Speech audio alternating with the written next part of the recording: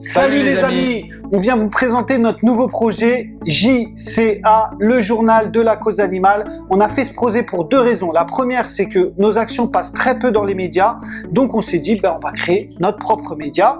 La deuxième, c'est que notre mouvement prend quand même pas mal d'ampleur et donc il y a de plus en plus d'actions. Il y en a qu'on n'a pas eu connaissance, on ne sait pas ce qui s'est passé. Nous on s'est dit on va centraliser tout ça sur un petit média qui s'appelle JCA.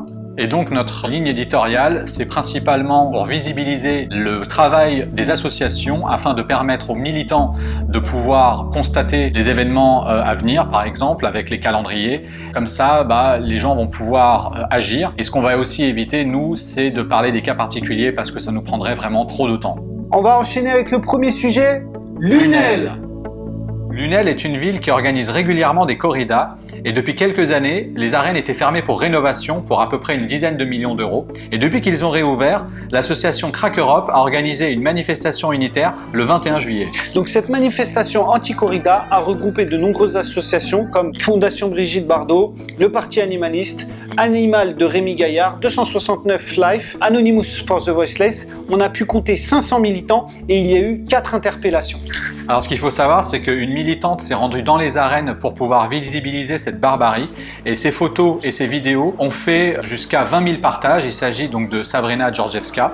Donc on vous invite aux prochaines manifestations le 6 octobre à Paris, une manifestation unitaire et surtout à la demande du Crack Europe, une manifestation à Rodilhan le 27 octobre. Il est demandé d'être vraiment massif là-bas, donc à vous de venir. Également, il y a une pétition si vous voulez bien la signer, orchestrée par une habitante de Lunel. Elle a près de 80 000 signatures, ce qui est beaucoup, et ça pourrait porter ses fruits et porter du poids auprès de la mairie de Lunel.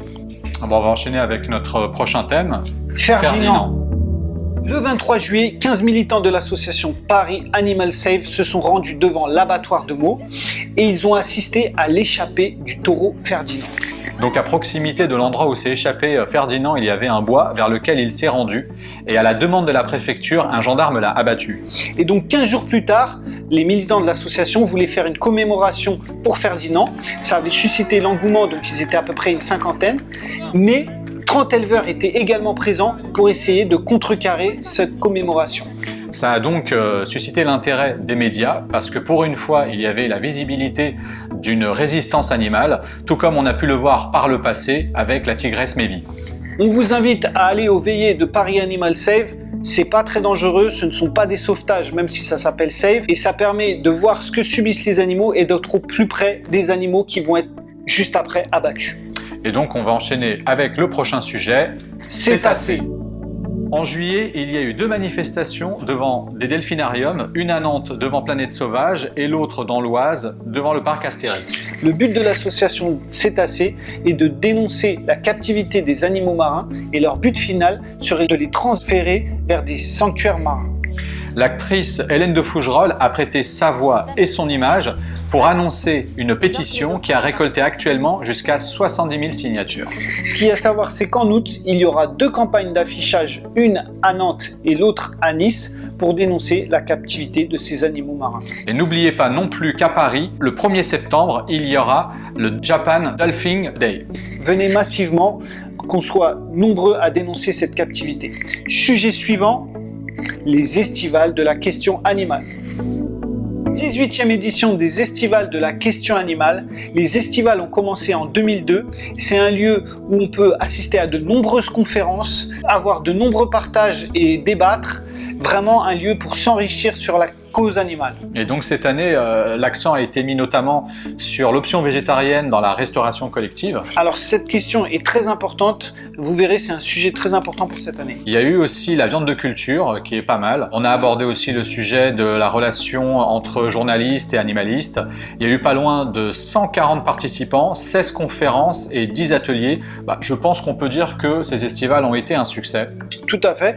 Également dans le même temps, en fin juillet, il y a eu les UELA, donc Université d'été de la libération animale. Ces UELA se sont scindés des estivales il y a 2 ans pour des questions de convergence de lutte, pour avoir une programmation beaucoup plus axée sur la convergence et l'intersectionnalité. On peut y voir des conférences sur le végétarisme musulman, sur le spécisme, masculinité et logique de domination. C'est ça. Donc nous vous invitons à s'inscrire sur l'un de ces deux événements parce que ça vaut vraiment le coup de faire soit l'un soit l'autre ou même les deux si vous pouvez. Voilà, vous apprendrez beaucoup sur la théorie de la cause, vous pourrez débattre.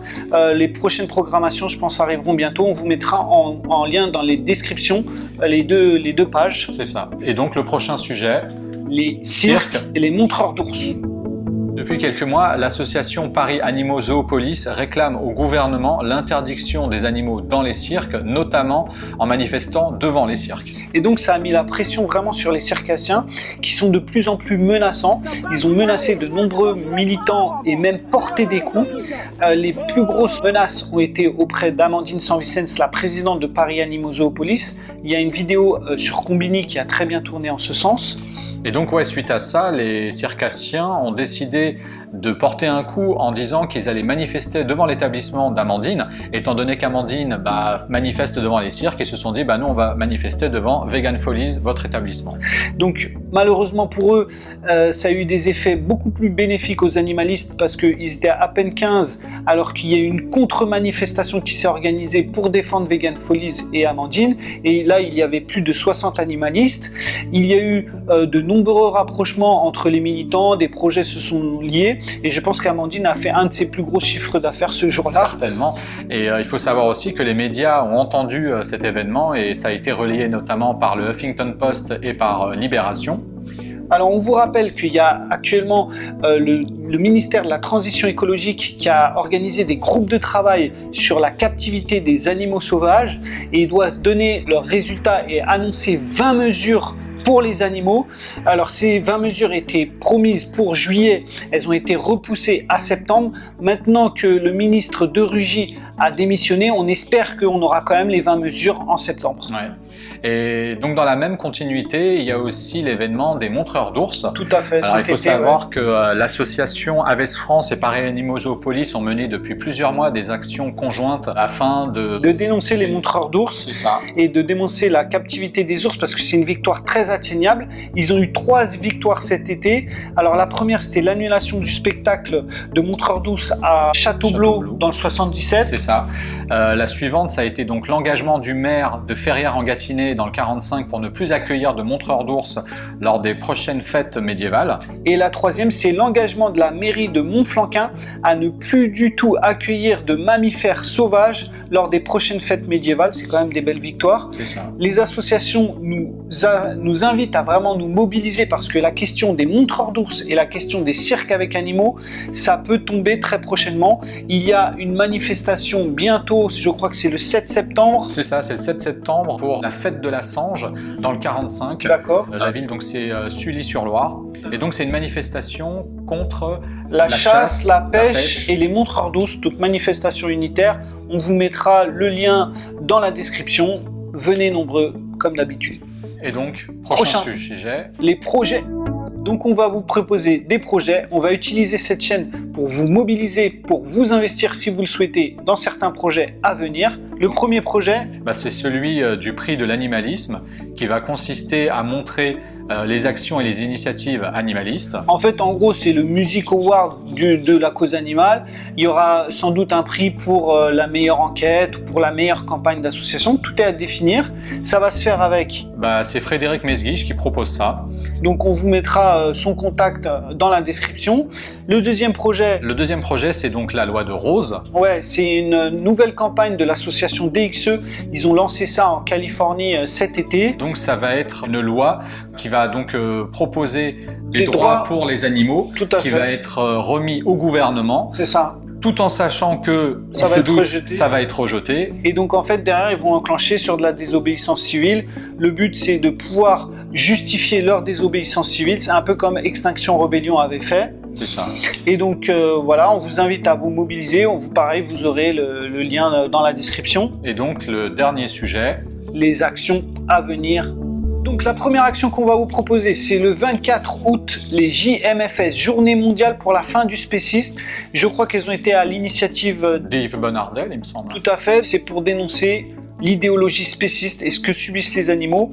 Il y aura plusieurs happenings et manifestations dans la France Donc et même mondiales. Il y aura donc plusieurs événements, entre autres à Marseille, Besançon, Lille, et à Paris, ça sera sous la forme d'un village autour de l'Aïmsa Life. Tout à fait. Le plus gros rassemblement aura lieu à Marseille, donc on vous invite à aller là-bas si vous êtes intéressé.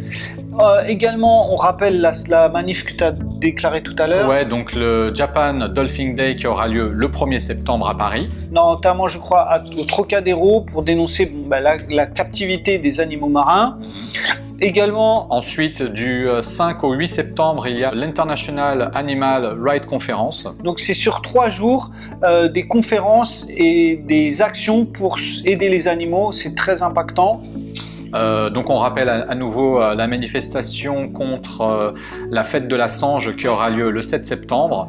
À Sully-sur-Loire. C'est ça, donc une manifestation contre la chasse, la pêche et les montreurs d'ours. Également, le même jour, il y aura la manifestation contre le CEDS, donc le Centre d'élevage des souches. Donc c'est le centre où il y a un élevage de chiens à Mézille. Donc il y aura un village associatif et une manifestation. C'est pour dénoncer l'élevage des chiens pour l'expérimentation animale. Donc une manifestation contre l'expérimentation animale. Il y aura des cars à partir de Paris. Vous pouvez vous inscrire.